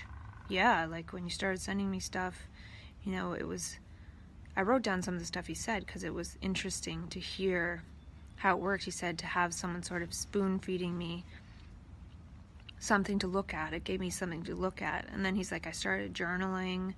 And it's like, wow, that's cool. It seems like if a person has a potential to go into higher states of consciousness, maybe we can spark each other to do that. And he said a lot of other things too that were cool that maybe I'll talk about when I go home, because I have the notes in my computer. But he was saying that now he's a little concerned that he's a bit high and he's almost afraid to put on headphones and listen to music, because yeah, if we get too high, we can, I think what it is experience the whole lowering in consciousness, which is changing the relativity of consciousness, slowing it down, which speeds up the rate at which unconscious and kind of scary stuff comes up. It's like if in 2 weeks you would have had 14 scary dreams, it's like as the consciousness slows down, all those 14 scary dreams come to mind. It's hard to explain, but so I think I've shared with them some of this stuff that could slow it down, but I need to actually explore that myself, like try the branched chain amino acids. Maybe if I try it, even though I think I don't need it, I think, well, I'm not manic. I'll see the effect and see if it does something in that state and if that's good. Because if I take the branched chain amino acids, which makes dopamine unavailable to the brain, then I can just add the dopamine back in by taking tyrosine. So it's not really a big deal. It's only temporary. It's like putting the brakes on. But maybe putting the brakes on will have this relativity thing happen and make it even scarier. It's possible. So I should actually be kind of prepared before doing that, because if it's something I don't need and I do it, there's a possibility that it could make it worse. But what I want to experiment with is if I do need it. If I start to learn, okay, I can be in this higher state for a week to 10 days, but then it's good to just sort of shut it down, then maybe I don't have any scary stuff in consciousness and I can just sleep. It's hard to say. But when I was looking up resources for my brain twin, I noticed that the Spire app showed I was in focus mode for 6 minutes. So that could be a clue as to what my body naturally wants to focus on. And we thought of collecting some resources that could be cool and stuff like that. Part of getting used to the magic is realizing that it's always been this way, so it's not as exciting. And was it because of the lightning strikes that I wasn't able to get into a calm mode? Was it because of the geomagnetic storms? It's hard to say. So yeah, I wonder if I burnt out my brain a little bit, and I think it's not safe to transform, but it's also a good idea to hide the slowing down process and keep the oneness at bay. And say, thanks universe for the energy, but by taking these supplements, I'm doing a gesture to retake the reins, retake the control stick, and have the felt sense of a separate individual me again, because that is what's happening mostly in the morphogenetic field.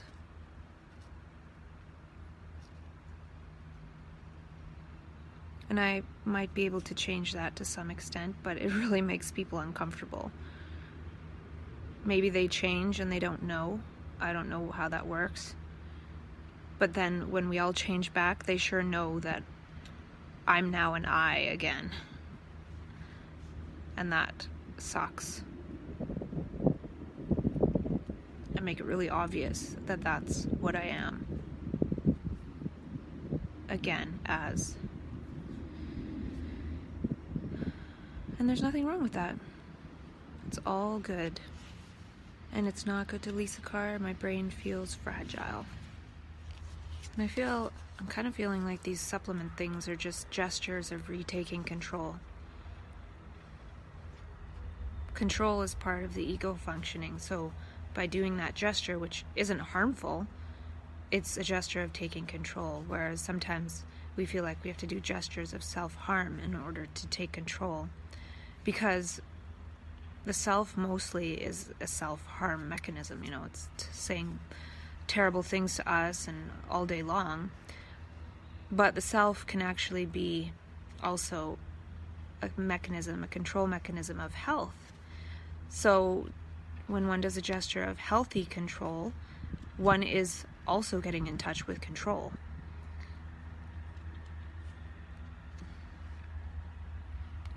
So like, say someone has a lot of self-hate all day long in sort of a regular state, and then one goes into high state where one is in flow, but then one needs to take control. When the self needs to come back online, it's going to do a gesture of the self, and an extreme one, to really slow it down fast.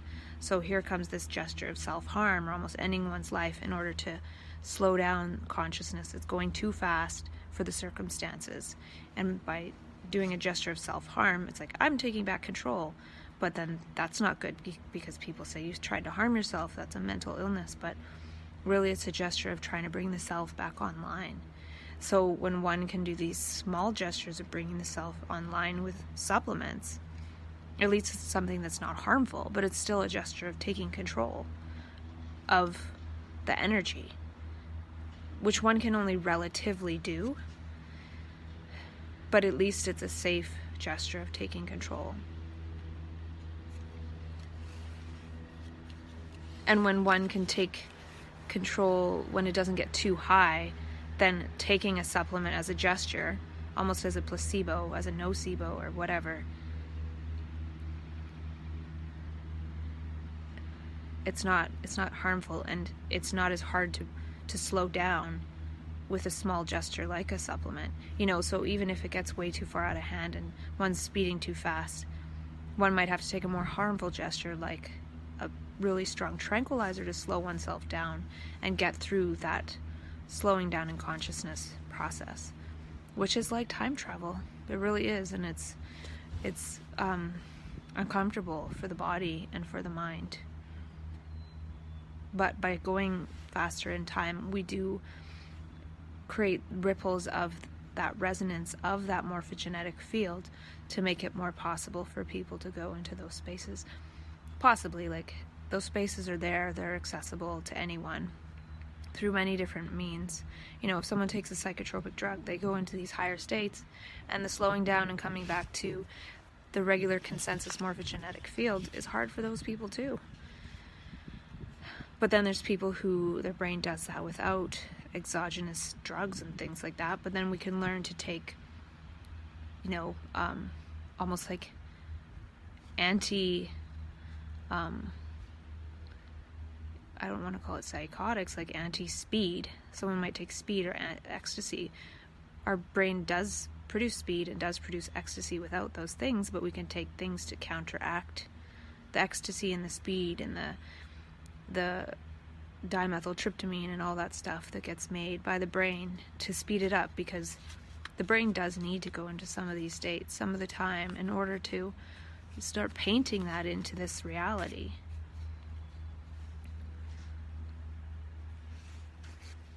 So yeah, if I can lay low and not overcommit myself to things like a big car, stay at home, do the brain training that I have to do for the next 50 days, go through the big crisis. Maybe it won't even happen if I'm able to keep learning to navigate and do the experiment with the branched chain amino acids, the sleep cycle app, learn about that p-test. All these things I'm learning to see if one can control one's physiology in order to be able to come up, let the energy bring oneself up, and then bring oneself back down, slow oneself back down in time more appropriately and more easily, like having the control stick.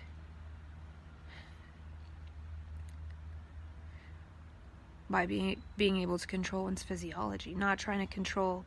See, the thing is, we try to control it by like, okay, I'm going to do mindfulness to control my thoughts, or I'm going to do CBT to control my thoughts, or I'm going to go do DBT to control my thoughts, or all these things. But maybe it's easier to do it physiologically and let the thoughts pass, if there are any, at certain points.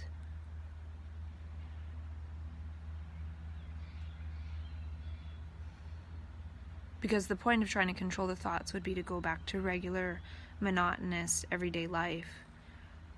Whereas if one can get a hold of this physiologically, one could access those states, harvest them, bring it back, and then slow oneself down without freaking out and having to create some kind of lifelong ego problem out of it. When the problem is the ego, and it's not a problem at the same time. We need it, but to be able to speed up and slow down without freaking out would be good. And if I can learn that, see, I always do this. I'm like, well, I'll wait and see what happens, but there's always some other factor that comes in and trips me up, and that's fine. But at least I won't be tripped up by having some big car payment. And the thing is, too, with that is, like, a little while ago, I was telling myself, okay, save up and get some kind of like van that I can sleep in. This car, I can't sleep in. And you know, if I want to go camp and just sleep in a van in the summer, that would be nice. So if my car dies, it might be better to just pay a couple grand for like some crappy van. So I think this isn't the right choice. I think I would love an electric car once I'm more settled in a year or so, but right now is not the right time. The right time is now, all time is now, but it's a smaller percentage of the totality of what I have access to as this brain and this existence right now. So yeah, I think I feel okay about all this. And I'm going to talk to myself later about other stuff and the astrology stuff and more experiments that I'm going to run here.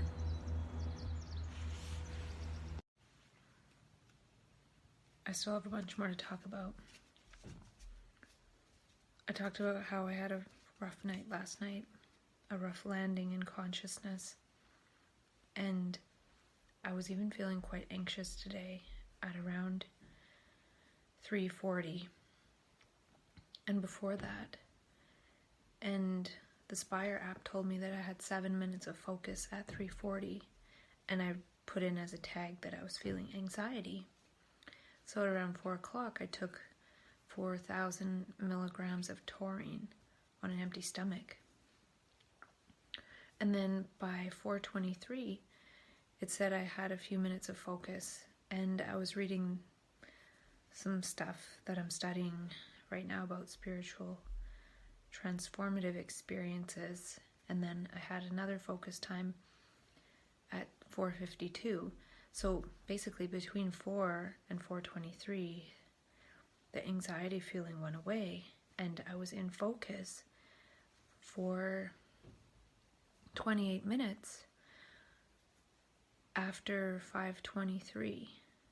But what happened too was 4:52 I was focused, and 4:57, 5:09, and 5:16 I had tense minutes, or a couple minutes in a row at each of those times. And I was emailing people, sort of like updating someone about the past, and then trying to figure out something for my action plan regarding staying safe. And then at 5:23, I started having all these different focus times, and I felt calm that whole time. So I took the 4,000 milligrams at 4 o'clock, felt pretty good by 4:23, 4:52. Then it said I was breathing tense a little bit from 4:57 to 5:16, and then 5:23 on, I had mostly focus time, 28 minutes of focus, and I was doing different things that I'm interested in learning about.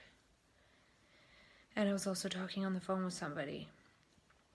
So I wonder if feeling anxiety is a clue or a cue to take taurine, and then it will turn that anxious focused breathing into relaxed focused breathing. Well, I felt relaxed and able to learn, and I feel kind of landed and like I'm back to myself. So that was good. That wasn't that hard of a landing. So we'll see, will it build up over a week again, or will more of it come back tomorrow? I don't know. We'll see. But tonight, I'm definitely going to use that Sleep Cycle app. I opened it up and turns out I used it 77 times before, years ago, and I haven't used it in years because I don't really want to sleep with my phone next to me personally. I wonder if it works with the airplane mode turned on, maybe. Because then maybe there's a little bit less cell phone radiation, I don't know. But I'm going to try it tonight because I want to compare what my sleep used to look like, which I don't know, haven't really looked into it that much, with what my sleep cycle looks like when I'm sleeping in total darkness. I really wish I had have run it last night like I was going to, but my original plan was to save it for when I had the sleep mask, to see if I slept soundly with it. But little did I know that I was going to have these kind of sleeping problems, and it would have told me how long I was restless for, and that might have been helpful. So I did put 2 different packs of extra vitamins to knock me out beside my bed in case I didn't want to get up. And I pretty much did have a knockout pack beside the bed, but now that I've put 2 more there and there's a water there and I need to put more water beside my bed, then hopefully now it's more in my mind to reach for that, because the knockout pack was sort of in the lower shelf of the nightstand, but now it's right on top. So I feel more prepared if I'm sort of laying there half awake, half asleep, kind of having these internal awful experiences. Then I can just reach over and take whatever, and I could take it in the dark because I would know what each one feels like. There's sunflower lecithin, taurine, tryptophan, zinc, melatonin, I think, and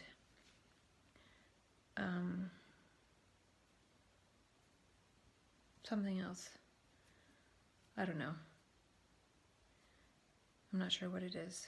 So, yeah, and so hopefully I sleep better tonight. If none of that weird stuff comes back, then perhaps it was just a rough landing and slowing down in consciousness.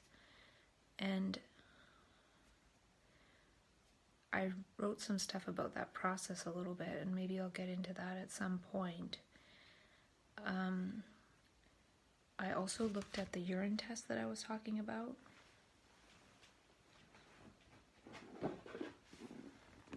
Dun, dun, dun. And it's to do an organic acids test.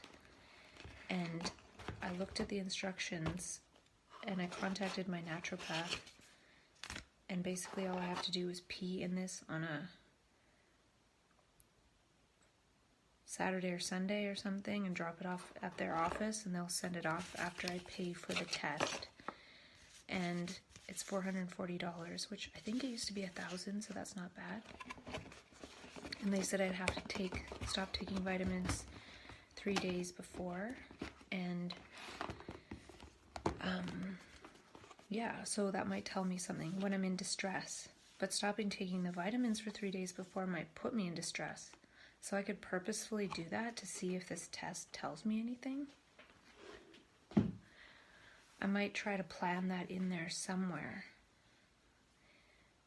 Or perhaps, yeah, I'm not sure when I would do that or if I'm going to, but at least I'm going to plan these types of instructions into my gesture matrix, because, you know, if in that moment of crisis and scariness, and that's when I'm supposed to take the sample, when I'm really distressed, I can make a gesture towards trying to learn something, like peeing in a cup to send it off and try to learn something about the physiology of what's happening, then that's good. And had I been prepared before, last time would have been the best time. It would have been hard to get the sample down to the naturopath, but I was in such distress and I hadn't been on any meds or anything for weeks and months. So it might have been good, but I just opened the box and I had no idea what to do. I couldn't read the stuff. So this way, if I know what to do with it, I can at least decide if I want to do it or not in that moment. So yeah, the taurine today really helped with anxiety, and that's great. Taking 4,000 in the morning instead of 2. And maybe it came up 2 as well, because I've been decreasing the taurine. I used to take 3,000 twice a day, and I was basically down to taking 2,000 once a day in the morning. So it's probably good to up that a little bit and up the glycine a little bit, because I'm taking more dopamine stuff, but not really the calming stuff. And it's good to take a mix of it, I think. But if I'm too low on the calming stuff, then the not calm stuff can come up. I want to look at, I got to study what the neurotransmitters do again, and which amino acids make which neurotransmitters. And I got some bras without underwire because I'm bigger around here right now, and it just was driving me nuts. So I spent like $80 on those, and that's the thing that happens in a more energetic state of consciousness. You're just like, yeah, I'll just buy a bunch of these, I don't care. But I think it's good. It feels more comfortable. It's driving me nuts. And then I was talking about this little progression that I wrote down, and it's not scientific or anything, but it's sort of based on things I've been exploring recently, different factors. It's like a timeline in a way. It's like cosmos, human history, family constellation, past lives, astrology, formulation, which is something that people might do after they've been diagnosed with something to sort of see how did that happen. The lowest level of consciousness, shame, karma, fate, holotropic states, the brain mutation process, that's what I'm really seeing this as right now. Integration of that, destiny, eternity, enlightenment. It's just something I made up. It's not really that important. And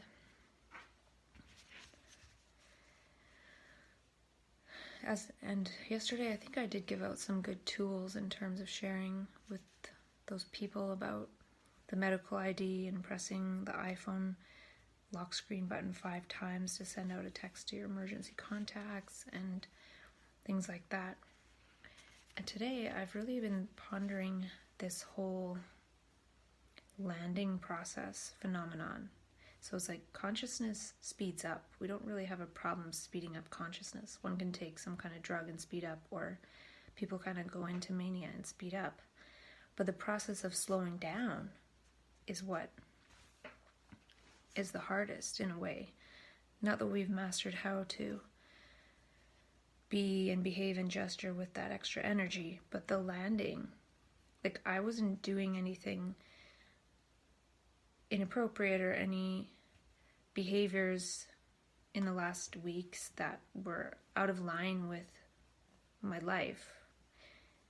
But then I still had this slowing down happen. The dopamine was being used to create and act, but then the slowing down happened, and there's still this stuff that comes up, and it's scary, and then it was hard to sleep. So I'm wondering, it seems like the slowing down is sort of like an emergency landing, and can that landing process be smoothed out? Because if it can, then perhaps going into faster speeds of consciousness isn't as big a deal. It'll slow down, but we can learn how to land, and how that higher state lands is what matters. It's actually what informs matter in a way. It's hard to describe. And then the Nature Mood app said there'd be instability at 6 p.m. But I think the taurine, like maybe taurine is something to take when there's geomagnetic storms. You know, and that's something, in that little progression I read, I didn't put physiology in there, but physiology could be in there. And, you know, so it's the cosmos, the sun, affecting our physiology. It's like, okay, take some taurine when there's a geomagnetic storm, because it could have been the geomagnetic storm that was causing the anxiety. And it could have been the geomagnetic storm that partly correlated with speeding up in consciousness. So it's hard to know. There's no causes, but if there's a correlation of the geomagnetic storm and it's slowing down of consciousness and a speeding up before that, one can correlate in there taurine. And then there's a correlation of focused breathing and feeling calm and able to read. I was able to study some stuff that I need to study for something that I'm learning. So smoothing out the landing process. So the emergency part really is the emergency landing. And also today, part of the anxiety could have been feeling more, feeling more like it's an emergency to get these emergency plans in place. And once I started taking action towards doing some emergency planning, I also felt more calm. So it's like, yeah, focus on some emergency planning, go out in nature. This Spire thing is helping me to find some balance.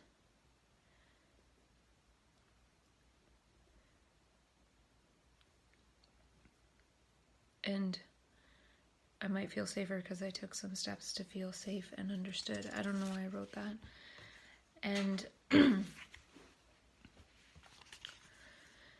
already talked about how I was tense when I was emailing some people, and I don't know if it was because I shouldn't be emailing or I shouldn't be on the computer. Was it because I was sort of in this mode of asking for help? I was sort of filling someone in that supported me in the past and then asking for help about the P test. And I don't know. It could have just been a transition from the focused breathing that I had anxiety with, and then some tension, and then release and focused calmness, which is what I felt. And another thing I did, which I probably won't even use, but something told me to sign up for grocery delivery with Save On Foods. And I don't even shop there, but they have delivery. So when I go into retreat, if I don't have a vehicle or if I can't drive, I could get groceries delivered, potentially. So I signed up for that account because if I'm in sort of a non-linear, non-logical state of consciousness, sometimes I can't even write an email or find a phone number in my email or things like that. So by signing up for it, I at least have that step in place. I might be there and not have any food and not remember, but at least this way there's more chance I'll be like, oh yeah. And then I might create an Amazon foods list. So foods that I can get on Amazon Prime, like maybe a big pack of cans of vegetable soup or something, to have something to eat delivered to me, because in those states it's not really safe to interact with people because something will play out related to that state of consciousness. So to be in retreat and then reach out for help by having things delivered could really be helpful. And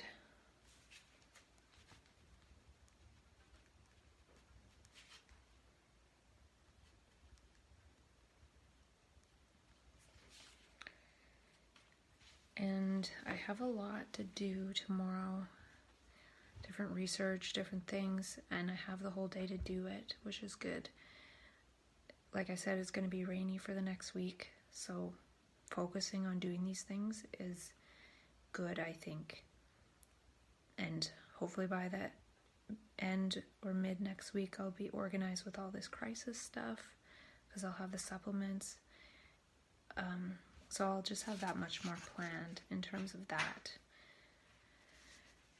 And another thing I ordered from Nootropics Depot was this thing called Phenibut. I don't know how to say it, but Peter Smith has it as one of the ingredients to this amygdala reprogramming recipe that he has. And so I might try that sometime. And so I ordered it just in case I don't order from Nootropics Depot in a while and I don't want to have to pay for shipping twice. Somebody mentioned to me at the talk that I gave that I should become a naturopath. I would consider that if it wasn't limiting, but then I'd have to study a lot and I don't really remember a lot. So I'm not sure. We'll see. And I'll talk about the Brain Twin Sparky stuff another time, along with